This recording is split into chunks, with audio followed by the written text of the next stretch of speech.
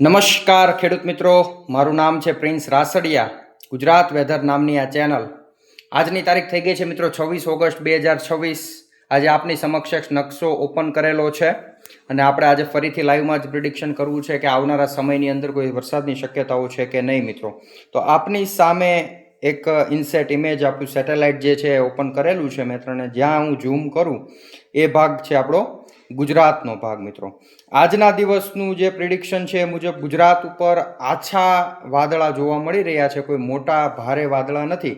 અમુક પશ્ચિમ કચ્છનો જે વિસ્તાર છે ત્યાં થોડું વાદળોનું પ્રમાણ જોવા મળી રહ્યું છે. ત્યારબાદ જે ગઈકાલે વિડીયોમાં મેં વાત કરી હતી કે ભાઈ આપણા જે મધ્ય પૂર્વ બોર્ડર કાંઠાના વિસ્તારો અને ઉત્તર ગુજરાતના બોર્ડર કાંઠાના વિસ્તારોમાં વરસાદની શક્યતાઓ છે, તો એ મુજબ જ એ જગ્યાઓ ઉપર જે છે વાદળોનું પ્રમાણ થોડું વધારે છે. એનું મુખ્ય કારણ છે કે જે હું સિસ્ટમ ઝૂમ કરું છું ત્યાં, એટલે કે મધ્યપ્રદેશનો ઉત્તરીય ભાગ એ વિસ્તારોની અંદર અને ઉત્તર પ્રદેશના ભાગ, આમાં અત્યારે હાલ સિસ્ટમનું જોર વધારે જોવા મળી રહ્યું છે મિત્રો. ત્યારબાદ જે છે રાજસ્થાનના જે પૂર્વ તરફના ભાગો છે ત્યાં પણ થોડું વરસાદનું જોર જોવા મળી રહ્યું છે. જ્યારે પશ્ચિમ તરફનો જે છેડો છે, અત્યારે જે મેં ઝૂમ કરેલું છે, પશ્ચિમ તરફના છેડામાં કોઈ વાદળોની હિલચાલ જોવા મળી રહી નથી. એટલે કે ત્યાં વાતાવરણ એકદમ શુષ્ક બનતું હોય એવું લાગી રહ્યું છે મિત્રો. અને થોડું આવનારા દિવસોની અંદર આપણે આશા રાખીએ કે કોઈ હાઈ પ્રેશર ન બને.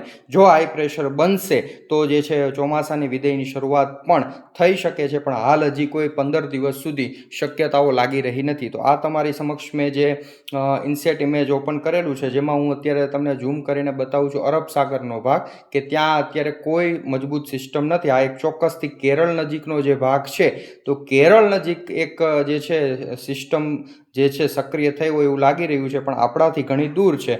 જો આ થોડી ઉપર આવશે તો ચોક્કસથી જે છે મહારાષ્ટ્રનો બોર્ડર કાંઠાનો વિસ્તાર, કે જે આપણે ઓફશોર ટ્રફ કહીએ છીએ, એ સક્રિય થવાની શક્યતાઓ છે. ત્યારબાદ હું બતાવી રહ્યો છું તમને બંગાળની ખાડી મિત્રો. બંગાળની ખાડી થોડી વધારે સક્રિય છે, કારણ કે હાલ ત્યાં એક મજબૂત સિસ્ટમ પણ મેં જેમ વાત કરી છે કે 31 ઓગસ્ટ કે 1 સપ્ટેમ્બર આજુબાજુ જે છે એક મજબૂત સિસ્ટમ બનવાની શક્યતાઓ હોય, ત્યાં અત્યારે બંગાળની ખાડી સક્રિય છે. એટલે એ સિસ્ટમ બનવાની જે છે એ શક્યતાઓ ખૂબ વધી ગઈ છે મિત્રો. અને બાકી જે છે ઉત્તર ભાગ અને પશ્ચિમ ભાગમાં અત્યારે વાતાવરણ શુષ્ક છે, જ્યારે પૂર્વીય ભાગોમાં ચોમાસું જોર પકડતું હોય એવું લાગી રહ્યું છે મિત્રો. આ તો આપણું સમક્ષ જે છે મિત્રો ઇનસેટ ઇમેજ.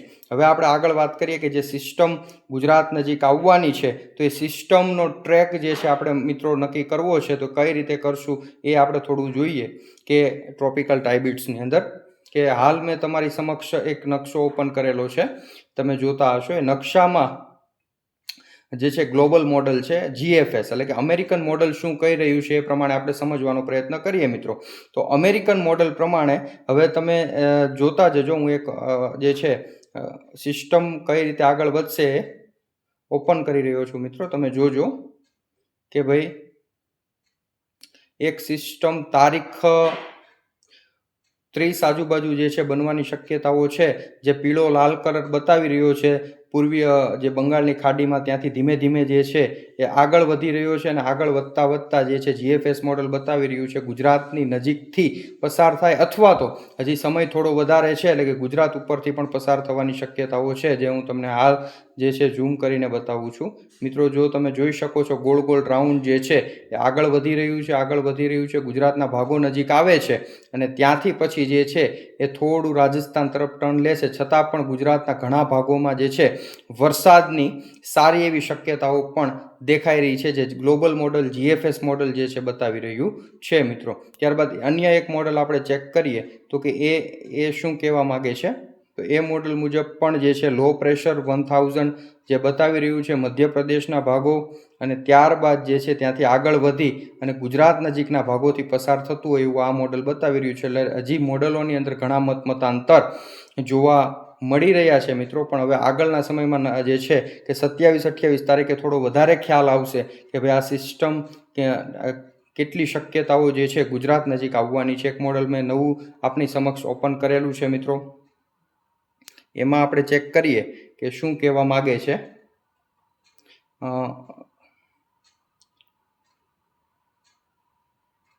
ધીમે ધીમે જે છે કે એક સિસ્ટમ જે ગોળ રાઉન્ડ હોય એ મિત્રો સિસ્ટમ હોય છે, અને સિસ્ટમ જે છે એ ગોળ રાઉન્ડ જે નજીક આવવાની ગુજરાત નજીક આવવાની શક્યતાઓ હાલ દર્શાવી રહ્યું છે. પણ જો સૂકા પવનો દૂર થશે તો ચોક્કસથી જે છે ગુજરાત ઉપર જે છે એ સિસ્ટમ આવવાના ચાન્સીસ વધી જશે મિત્રો. તો આ હતા મિત્રો અલગ અલગ જીએફએસ મોડલ, આઇકોન મોડલ, આમ અલગ અલગ મોડલોમાં હજી મતમતાંતર જોવા મળી રહ્યા છે, પણ આગળના સમયમાં આપણને ખ્યાલ આવશે. હવે આપણે આઈએમડી કે જીએફએસ મોડલ જે છે એના વિશે થોડું પ્રેસિપિટેશન કરી લઈએ મિત્રો. હવે હું તમારી સમક્ષ ઓપન કરી રહ્યો છું Bharat forecast system. Bharat forecast system શું કહે છે એની ઉપર આપણે થોડી નજર કરીએ. તો કે મિત્રો ભારત ફોરકાસ્ટ મોડલ છે એ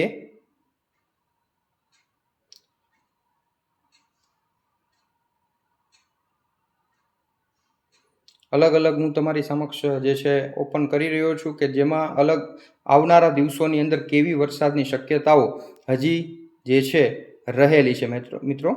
નોર્થ વેસ્ટ ઇન્ડિયા તરફનો આપણે મેપ ઓપન કરીએ તો એમાં શું કહેવા માંગે છે.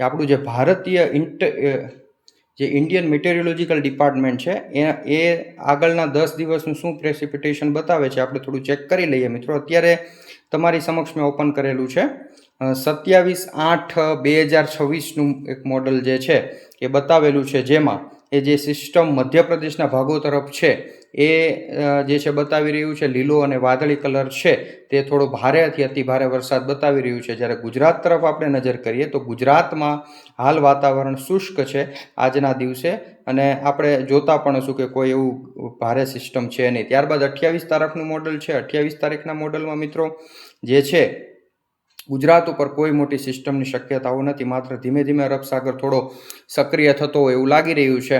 બાકી જે છે ઉત્તર પ્રદેશના ભાગો અને મધ્ય ભારતના ભાગો જે છે એમાં વરસાદની શક્યતાઓ રહેલી છે. ત્યારબાદનું મોડલ છે મિત્રો 29/8/2026. તો 12 કિલોમીટર પ્રતિ કલાકની ઝડપે પવન ફૂંકાવાની શક્યતાઓ અને ગુજરાતમાં નહિવત વરસાદની શક્યતાઓ દર્શાવી રહ્યું છે મિત્રો. ત્યારબાદ આપણે ઓપન કરીએ 30/8/2026. એ મોડલ ઉપર જોઈએ તો પણ ગુજરાતની અંદર જે છે દરિયાકાંઠાના વિસ્તારો સિવાય કોઈ જગ્યાએ કોઈ મોટી વરસાદની શક્યતાઓ બતાવતું નથી. ત્યારબાદ આપણે 31/8 જે છે 2026નું એક મેપ ઓપન કરેલો છે, અને આ મેપમાં ધીમે ધીમે જે છે બંગાળની ખાડી વધારે સક્રિય થતી જોવા મળી રહી છે, અને સાથોસાથ અરબ સાગરમાં થોડો કરંટ આવવાથી ગુજરાતના તમામ બોર્ડર કાંઠાના વિસ્તારોમાં સામાન્ય પીળો અને ઘાટો પીળો કલર છે એ સામાન્ય વરસાદની શક્યતાઓ દર્શાવે છે. સાથે સાથે ઓફશોર ટ્રફ જે છે નીચેથી જે લીલો કલર થોડો દેખાય છે, ઓફશોર ટ્રફનો છે સક્રિય થતો હોય એવું જણાઈ રહ્યું છે મિત્રો. ત્યારબાદનો જે છે 1/9 એટલે આવતો મહિનાની શરૂઆત થશે. કઈ રીતે થશે તો કે થોડી સામાન્ય ગતિવિધિ ગુજરાતમાં વધશે વરસાદની, અને જે છે સારા અણસાર મળી રહ્યા હોય એવું હાલ આઈએમડી મોડલ બતાવી રહ્યું છે મિત્રો. ત્યારબાદ જે છે 2/9/2026નું મોડલ તમે જોઈ શકો છો મિત્રો કે એમાં પણ ગુજરાતમાં સામાન્ય વરસાદની શક્યતાઓ, સામાન્ય રેડા ઝાપટા, જ્યારે એક આ સિસ્ટમ મજબૂત બની છે. હવે આ જ સિસ્ટમ ઉપર મદાર છે. જો આ સિસ્ટમ આવશે તો ગુજરાતને સારો એવો લાભ મળી શકે છે. 3/9નું મોડલ છે મિત્રો, એમાં થોડી વરસાદની જે છે સક્રિયતા વધી રહી છે, અને ગુજરાતના તમામ વિસ્તારમાં જે છે હળવા ભારે રેડા ઝાપટા આઈએમડી મોડલ બતાવી રહ્યું છે મિત્રો, જે જીએફએસ મોડલ છે. ત્યારબાદનું જે છે 4 તારીખનું મોડલ છે મિત્રો. 4 તારીખે સિસ્ટમ થોડીક આગળ વધે છે, મધ્ય પ્રદેશના ભાગો તરફ આવે છે. હવે જોવાનું એ રહ્યું કે ગુજરાત નજીક આવશે કે નહીં. અને ત્યારબાદનું જે છે 5 તારીખ સુધીનું આ જે છે ફોરકાસ્ટ આપેલું છે, એમાં 5/9/2026નું ફોરકાસ્ટ મુજબ હજી સિસ્ટમ ગુજરાત નજીક આ મોડલમાં પહોંચી નથી. પણ હવે આગળના જે છે નવા ફોરકાસ્ટ આવશે એમાં જાણવા મળશે કે આ સિસ્ટમ ગુજરાત નજીક પહોંચે છે કે નહીં. અને 5 તારીખે ગુજરાતમાં કોઈ મોટા વરસાદની શક્યતાઓ નથી, પણ ચોક્કસથી મારું અનુમાન જ્યાં સુધી કહે છે ત્યાં સુધી 5 તારીખ આજુબાજુથી જે છે વરસાદનો એક નવો રાઉન્ડ શરૂ થવાની શક્યતાઓ હાલ 70% ગણીને ચાલુ. જે મિત્રો નવા હોય ખાસ આ પેજને ફોલો કરી દેજો, સબસ્ક્રાઈબ કરી દેજો. ખાસ આવા ને આવા નવા ફોરકાસ્ટ જાણવા માટે, શીખવા માટે આપણે સાથે કાયમથી જોડાયેલા રહેજો મિત્રો. દરરોજ આપણે નવી અપડેટો લઈને આપણી સમક્ષ આવીશું અને જે આપણા મોડેલો સેટેલાઇટ જે આપણને જણાવે છે એ મુજબ આપણે જે છે શીખતા જઈશું અને નવો અનુભવ કરતા જઈશું મિત્રો. જે મિત્રો નવા હોય ખાસ ને ખાસ લાઈક કરવાનું ભૂલતા નહીં, કમેન્ટ કરવાનું ભૂલતા નહીં. આભાર, ધન્યવાદ. મળીએ છીએ પાછા આવતા વિડીયોની અંદર નવી માહિતી સાથે. ત્યાં સુધી મિત્રો રજા લઉં છું. ધન્યવાદ.